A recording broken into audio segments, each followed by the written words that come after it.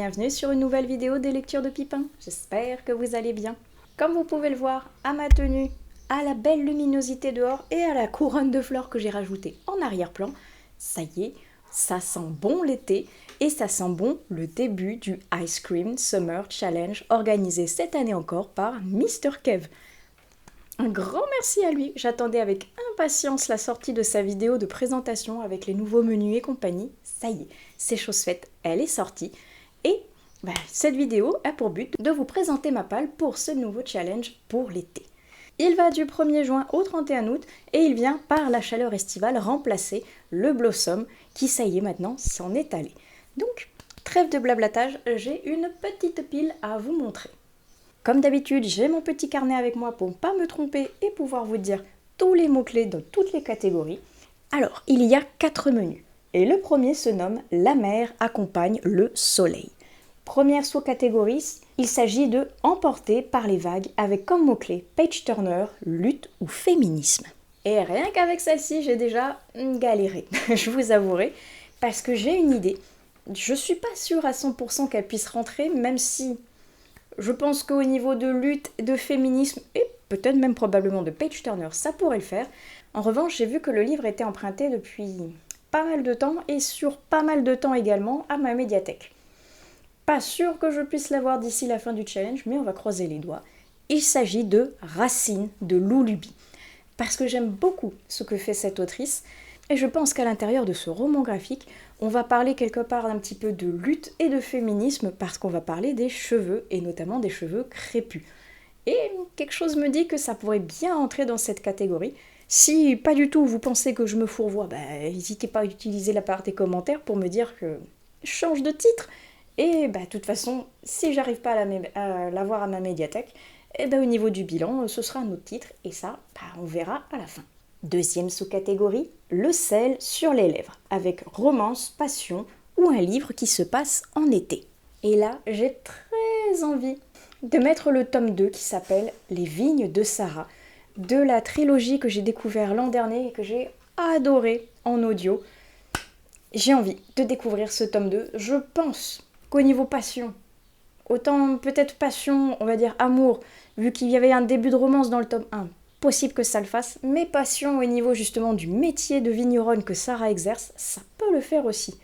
Et quelque chose me dit que ça va se passer probablement aussi en été, donc je pense qu'on va pouvoir cocher toutes les cases à ce niveau-là, mais c'est surtout que j'ai super hâte d'écouter le tome 2 parce qu'il est bien sage dans ma bibliothèque audible et j'en peux plus, j'ai très envie de le sortir. Troisième sous-catégorie de ce menu, les mots écrits dans le sable mouillé. Et là, il faut un roman de plage, un livre qui fait pleurer ou un roman jeunesse. Et là, je suis en train de me dire que, est-ce que j'ai pas inversé les deux ? Je ne sais pas. C'est pas tout à fait un roman de plage, celui Les vignes de Sarah, mais celui-là, il se passe en été. C'est un peu un jeunesse, on va le dire, puisque c'est un manga. Et il s'appelle The Tunnel to the Summer.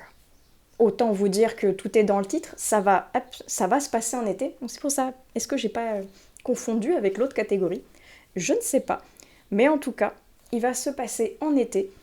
J'avais beaucoup aimé le premier tome que vous n'avez peut-être pas encore vu au niveau des sorties vidéo, parce qu'il fait partie de mon éternel bilan graphique que je n'ai toujours pas terminé. Oui. Mais c'était important de sortir la vidéo du Ice Cream Summer Challenge, donc vous verrez le tome 1 plus tard. C'est pas grave. On en arrive au second menu qui se nomme « Envie sucrée pour un été ». Et la première sous-catégorie étale des saveurs givrées, avec diversité, inclusion, roman choral ou un livre au choix. Alors pour celui-ci, je ne suis pas sûre qu'il coche les 3 premières, diversité, inclusion et roman choral. Ce sera la surprise au niveau de la lecture, mais en tout cas au niveau de livre au choix, j'ai un SP que je dois lire pour le mois de juillet, par là, qui se nomme Le Basculement. Donc, je vous mettrai la couverture en insert par ici, et qui est, je crois, un fantasy fantastique qui m'intéresse vraiment beaucoup. Donc, je pense que celui-ci, je vais le caser par ici, et si jamais je me rends compte qu'il rentre mieux dans une autre catégorie, je le bougerai, et je vous mettrai un nouveau titre au niveau du bilan. La seconde sous-catégorie se nomme Granité sous les cocotiers, avec en mots-clés Feel Good, Zone de confort et Petit livre. Et là, s'il y en a bien qui va être un peu au mode zone de confort et surtout en feel good et que j'attends avec la plus grande des impatiences, c'est mon été cosy qui va sortir là, début juin. J'ai très hâte de pouvoir le commander et de pouvoir l'avoir entre les mains. Donc en attendant, je vous aurais mis un superbe insert avec la couverture et il me tarde déjà de l'avoir entre mes mains pour compléter ma bibliothèque et pouvoir le découvrir cet été. Je reprends mon petit carnet pour la troisième et dernière sous-catégorie de ce menu qui s'appelle la crème glacée sur le marché. Et en mots-clés, livre populaire, nouveauté ou livre plaisir. Et là j'hésite. Parce que ce sont deux livres populaires qui me tentent, mais ce sont deux pavés. Alors, je pense que si je cherche bien, je pourrais caler les deux à travers deux catégories différentes, mais ça ferait beaucoup de pavés. Donc je suis pas sûre. Que ça puisse le faire. J'en lirai, j'espère, au moins un des deux, et on verra au niveau du bilan lequel j'aurais choisi. Parce que j'hésite. Dites-moi dans les commentaires pour lequel vous allez voter, entre guillemets, lequel vous auriez choisi entre Bravoure de John Gwynne, le deuxième tome du livre des Terres bannies. J'avais adoré le premier tome que j'avais découvert pareil en été l'an passé. J'ai très envie de lire le second tome depuis qu'on me l'a offert à mon anniversaire. Mais comme je vous dis, j'hésite. Parce que, hop, petit pavé. Et j'hésite avec un autre petit pavé. La Cité de Letton de S.H. Chakraborty, que je traîne dans ma palle depuis longtemps. Mais pavé. Pavé suivi d'autres pavés. Je ne sais pas. Lui, il se passe, je pense, aussi en été, dans le désert, tout ça. Donc ça pourrait être super chouette à découvrir cette année, pendant cette période estivale. Dites-moi, lequel vous attire le plus, lequel vous voudriez avoir le plus un retour.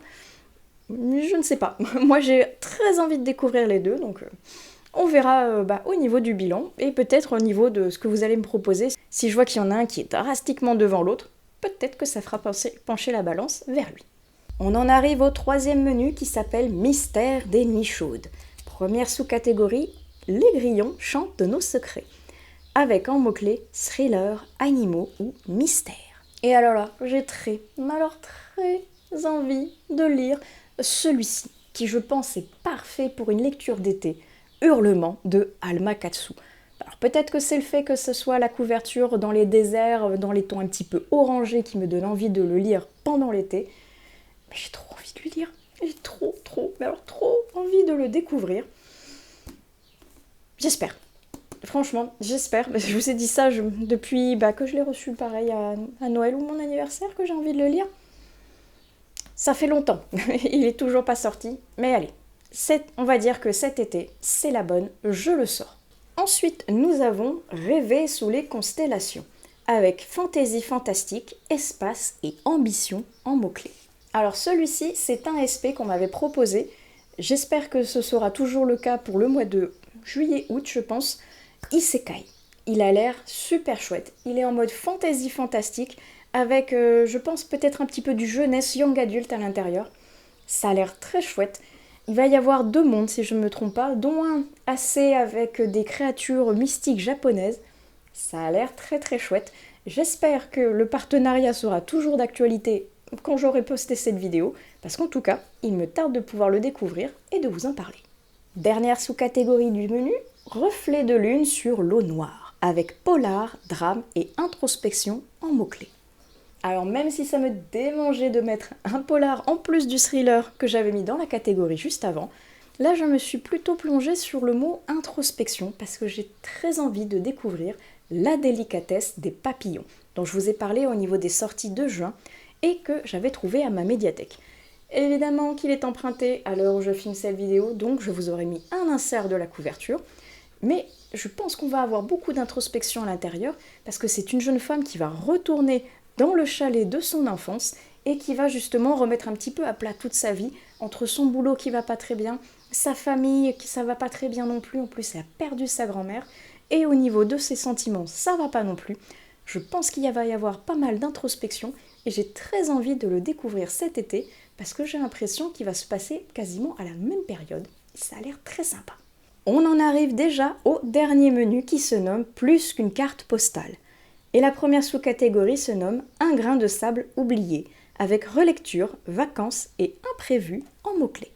Je me suis basée sur le mot imprévu, parce que jusqu'à il y a quelques jours, il n'était pas du tout prévu celui-ci, mais l'auteur m'a contacté et je n'ai pas pu résister à découvrir un nouveau livre de Olivier Anfou. Celui-ci se nomme Apocalypsis. Merci déjà à lui de me l'avoir envoyé et je suis très curieuse de pouvoir le découvrir parce qu'il est vraiment particulier au niveau de sa présentation et apparemment, d'après ce qu'il me disait, c'est l'un des piliers de ce qu'il a écrit pour comprendre ses aptitudes de médium et son rapport au paranormal.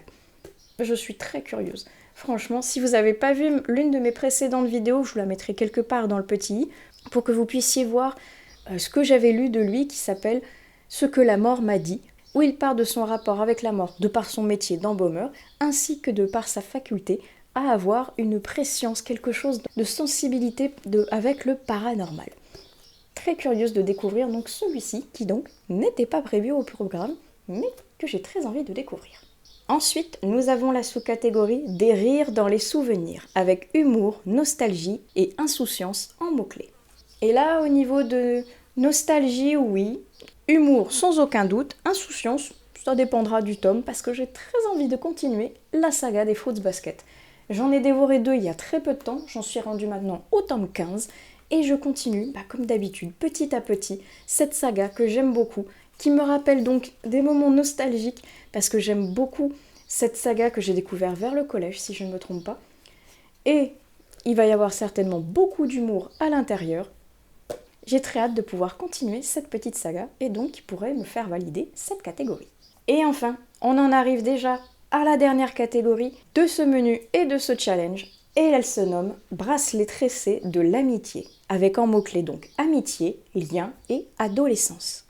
Et pour celui-ci, j'ai mis un petit pavé. J'ai très envie de découvrir Broken Things de Lorraine Olivier, et je l'ai mis là, parce que déjà bracelet tressé, bon j'ai joué beaucoup sur les mots, mais en gros, il y a une tresse, ça peut passer on va dire en mots-clés / tricherie peut-être.